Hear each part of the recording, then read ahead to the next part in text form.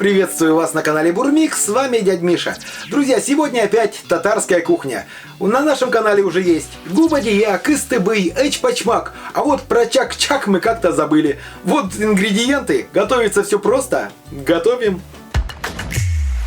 Готовим тесто. В глубокую чашу просеиваем муку высшего сорта, добавляем щепотку соли, перемешиваем, делаем в центре углубление, вбиваем 3 яйца и начинаем замешивать тесто. В принципе, это тесто как на лапшу.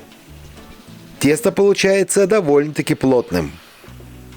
Кладем его в чашу и даем отдохнуть 30 минут. Через 30 минут тесто становится более мягким и эластичным. Перекладываем его на стол, делим на 2 части и каждую часть раскатываем в тонкий пласт вот такой толщины, примерно 2-3 мм. Присыпаем тесто мукой. Разрезаем его на пласты шириной примерно в 1 см и нарезаем тонкой соломкой. Я это делаю при помощи ножа для пиццы. Вот такая лапшичка у меня получилась.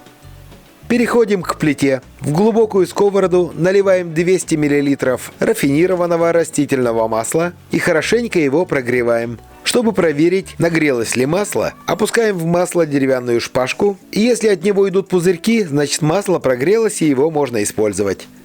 Берем большую горсть подготовленной лапши и отправляем ее на сковороду. Обжариваем, постоянно помешивая. Сразу много лапши в сковороду не выкладывайте. Во-первых, она увеличивается в размере, и во-вторых, если вы наложите много, то масло быстро охладится и тесто начнет его впитывать. А нам это не нужно. Обжариваем буквально несколько секунд.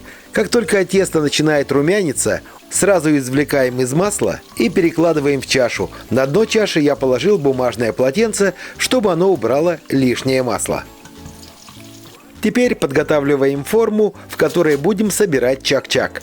На дно выкладываем пекарскую бумагу и возвращаемся к плите. Готовим сироп. В вок или в сотейник выкладываем сахар. Туда же сразу выкладываем мед.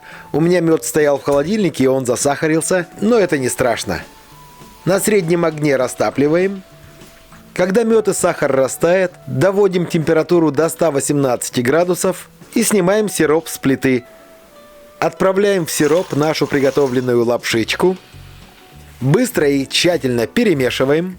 Делать это быстро нужно потому, что сироп очень быстро застывает. Когда перемешали, перекладываем в форму. Слегка утрамбовываем. Очень сильно нажимать не надо.